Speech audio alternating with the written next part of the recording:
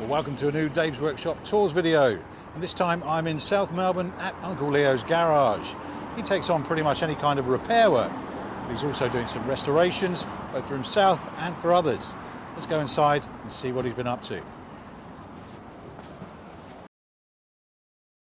All right, Leo, thanks very much for letting us in today and come and see you. My pleasure.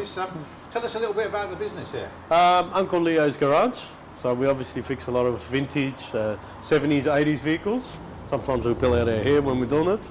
But we also fix normal everyday vehicles as well. And what's the major part of the business is the everyday, presumably? Well, we started off with this stuff. During lockdown it was fabulous because that was the only thing we had to do. And we created a whole different clientele out of it, which was great. And now we're going back into more everyday normal vehicles. But we still have a large side of this that comes in part of the business. So. Okay. All right, so let's have a look at the first one. What have we got here? Here we have a XE Falcon, which belongs to a guy that I grew up with, believe it or not. It's a typical childhood story where his father owned one and he wanted to restore one exactly the same. But unfortunately you can't buy these cars. You probably have to make 1 out of 4 of them. Because of what?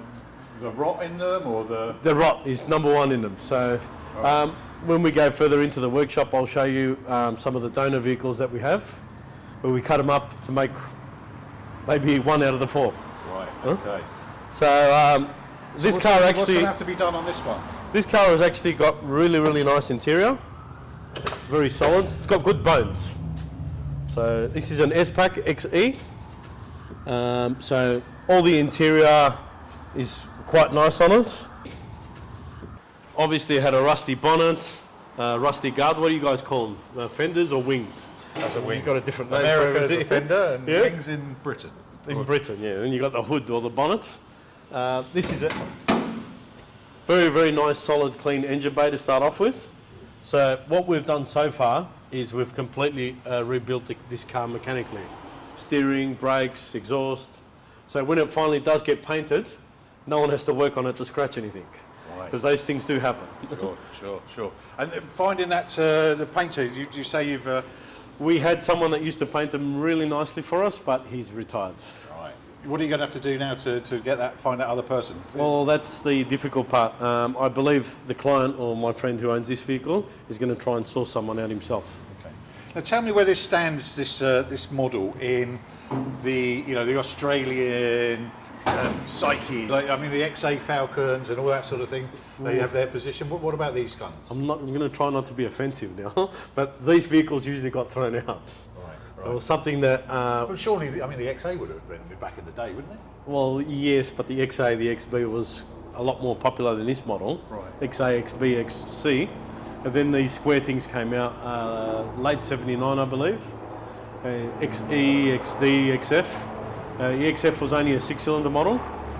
And like I said, they were popular for a small time, and then they were throw-out vehicles. And as time's gone by, they've become popular again. Yeah. As you can I mean, see, this again, more of them in the workshop. For us, it's an iconic thing. Seeing this shape, obviously, it looks a darn sight bigger and wider. It looks like I think ours is a little bit larger than the Granada, though. Absolutely, you've got about 6 inches in the middle. I can tell that by the. Well, this one here is a long wheelbase, which is a Fairlane. By that transmission tunnel, that's a darn sight wider than... Well, the same model, so this is an XE, but this is a ZK Fairlane, which is the same model, but that's a Fairlane, which is also even longer than the sedan. Yeah. And this one, this is like the sportier end of the... No, it was just called an S-Pack, so a sports pack. Right, okay. And that would just be trim rather than actual...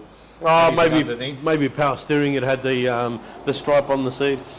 Right. Yeah. So everything was a sports thing, but wasn't really that much sporty sometimes.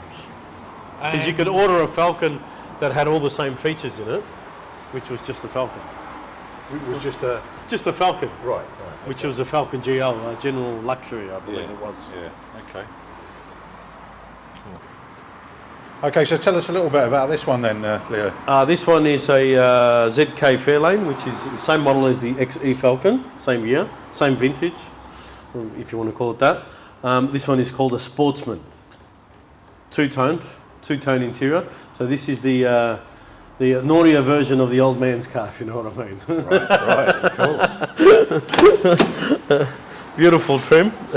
I actually bought this on off another workshop, another guy who restores old cars. He's got a lot larger workshop than me. It's just something I had to own. It's in beautiful shape though for its age. And what's the appeal of these models? Is it did you have them in the family, or they were something you aspired to? I actually did my apprenticeship on them. Oh, right, yeah. Believe it or not. Yeah. I used to work on probably about 10 or 12 a day. They were very popular. Reliable? Reliable, not cosmetically. Like the door handles used to break off. Everything used to fall apart, but the car was like a donkey. It just never stopped. Right, yeah. They were strong. Is it the Australian climate? They weren't suited to the Australian climate? No, I believe they were the first of the era changing from the muscle cars into the new plastics. Right, yeah. So they didn't quite get it right. Yeah. It was the beginning of all that. Yeah. All these centre consoles used to break on them, little side plastics. Right. People weren't used to them either. They were a new thing. But they were known for that, for the door hinges. Yeah. You can hear that. What have we got underneath? They were optioned as a 6-cylinder or a V8. This one's just a 6-cylinder. Just super clean, neat cruising car. Yeah. Nothing much to it. And again, the popularity of this sort of model now is rising. It is rising, but they're a lot cheaper than the Falcon. Right. That one's the more desirable one. Okay, and then we got something from the other end of the scale in the British, in Australian taste and whatever. What have we got here? This is a VK Commodore. This actually belonged to my dad. Oh, right. My father was like a security guard over this car. He used to love it. Right. So he bought this car when it was 6 months old. This is actually our family car, believe it or not. Okay. Grew up in this car. Oh, well. Yeah. Wow. Long So it's history, been in storage since he passed away, probably for about 16 years. Right. And it recently got hired out for some movie scenes. Oh, yeah. That's why it's in the workshop. Gotcha. Yeah. Oh, right. Are you finding a bit of business coming that way? A little bit, yeah. It's a new thing for me, so. So is it needs some work? Just a little bit of cosmetic repairs. What, interior or? Yeah, the steering wheel's a little bit worn out, and some of the carpets, partial shelf, bits and pieces, like some of the top of the door frames need to be redone. It originally had some orange stickers, some decals that went across the sides. They're all missing. We want to refit them. Your dad had put on, or they? No, they were from factory. They were removed when it got painted once in its life, and then they were refitted, and then they were removed again. You can still see the paint line where they were, so they'll eventually go back on it. Well, again, Europeans would recognise this as a what would we? An Opel, an Opel Senator or a Carlton, sorry. Yes. Well, very similar headlights. Again, shape-wise, but again, it's probably got more width. Yeah, you wouldn't want to crash one of these. What? Have you ever seen one of these in a crash test? No. They just flatten. Concertina, right, aren't they? Yeah, they just flatten out. There's nothing left of them. Right. Huh?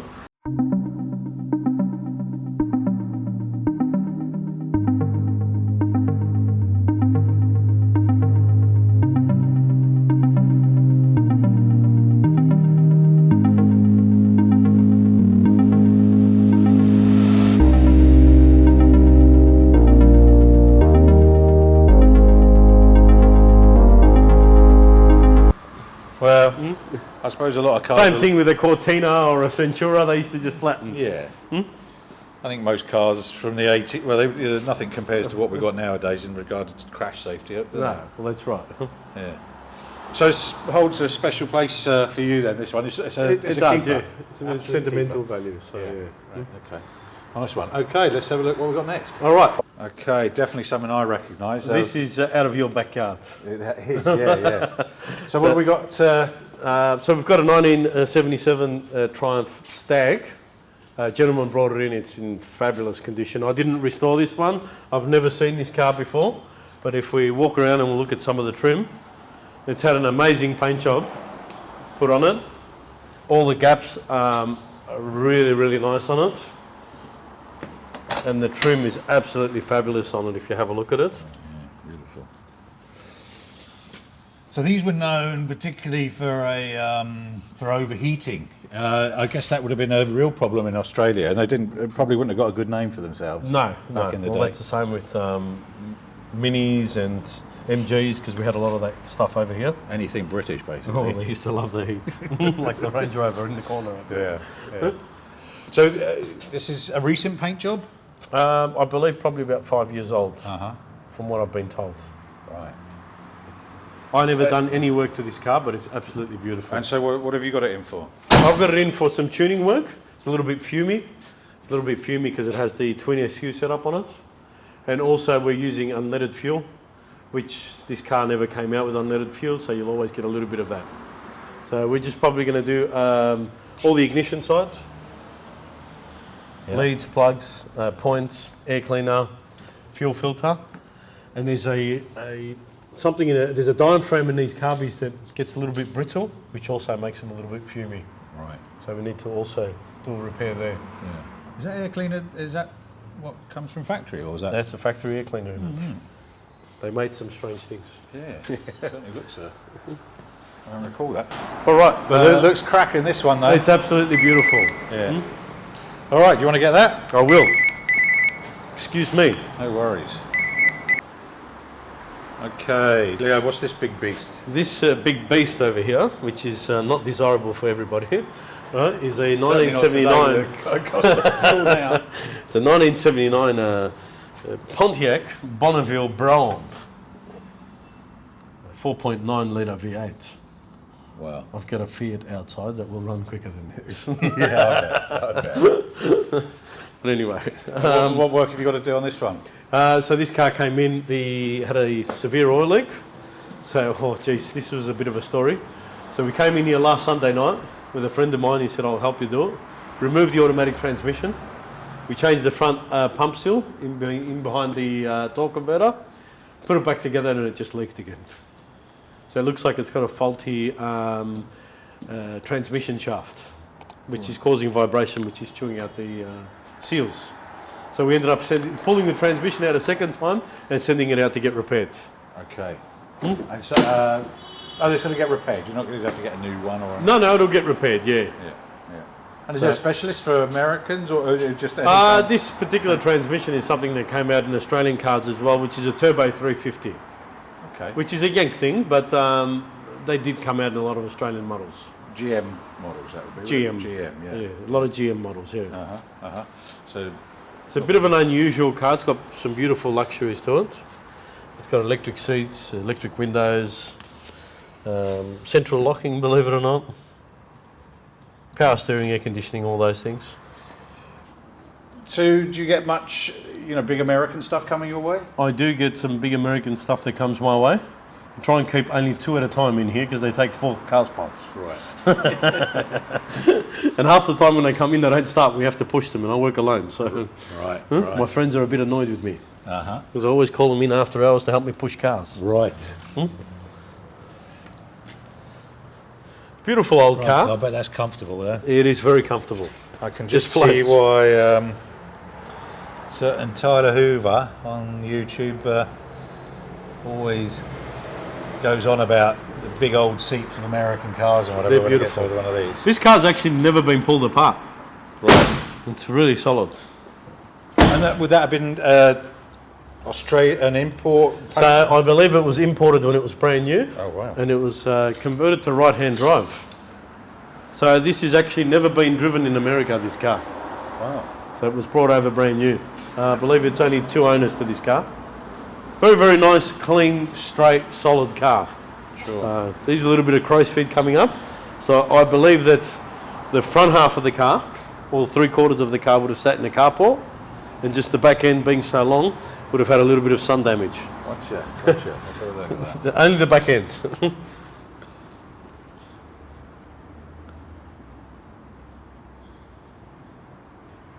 Tell me, the car obviously would never have been built from factory with a right-hand drive. How do they go about converting?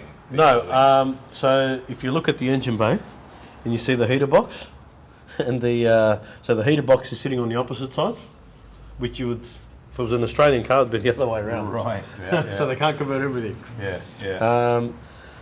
And then you've got, so the steering box is still on the opposite side, believe it or not. On the correct side, sorry. They've swapped out correctly, and the idler arm's gone on this side. But the brake booster and brake master cylinder has stayed in the original spots. But what about converting the dash? How do they go about remodelling a dash? I couldn't tell you that, but it's actually been done really, really well. It has, hasn't it? I mean, Have a look at it. You'd almost think that it was factory right-hand drive car. yeah. There was a lot of them that were done very, very terribly.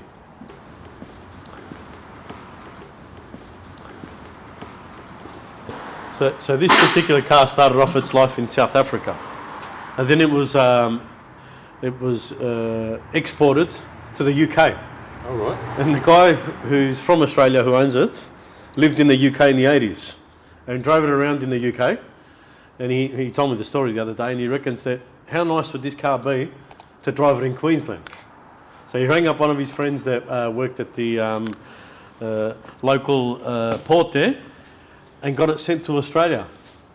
And he reckons when it arrived in Australia, the Melway, we call it the Melway, was still on the passenger side seat and his newspaper from the UK. Right. It was delivered that nicely. Yeah, yeah. And he's restored it since. Melway would be the RAC map. Correct, yeah. So it's had 3 lives, this car: South Africa, UK and Australia. And it's recently had a restoration. So how long would it have been in the UK? 10 years, he told me. Wow. Yeah, Did you have to clean up any rust? It wasn't that bad. No, sorry, I'm lying to you. I might have lied. It had 10 years in South Africa, so probably did about 5 in the UK. Right. Still enough for an Alfa to rot away in that time. Correct, yeah. So it came in for a water leak, which is the water pump and some of the hoses. Yeah. But it runs absolutely fabulous. A very, very delicate car. Right. And he's obviously still using it. Well, his kids have started driving it as well now. So it's a bit of a family hobby car, I should say. So is he using it for rallies and these? I believe they used it for something recently. It went on the it went on the Grand Prix track. They've done a few laps of it. Oh yeah, yeah. Did you have a lot of these in the UK? There would have been a fair few around, but obviously, and there's probably a fair few around in garages being kept. Anything that was regularly driven would have rotted into the ground, I would imagine. Because of the salt. Yeah. There you go. Yeah. But it's quite nice. Yeah, no, it certainly is. That's it for this time from Leo. There's a few more treats to come next time we visit, including some more from his own collection. In the meantime, please check out more videos from my visits to classic car workshops from across Melbourne.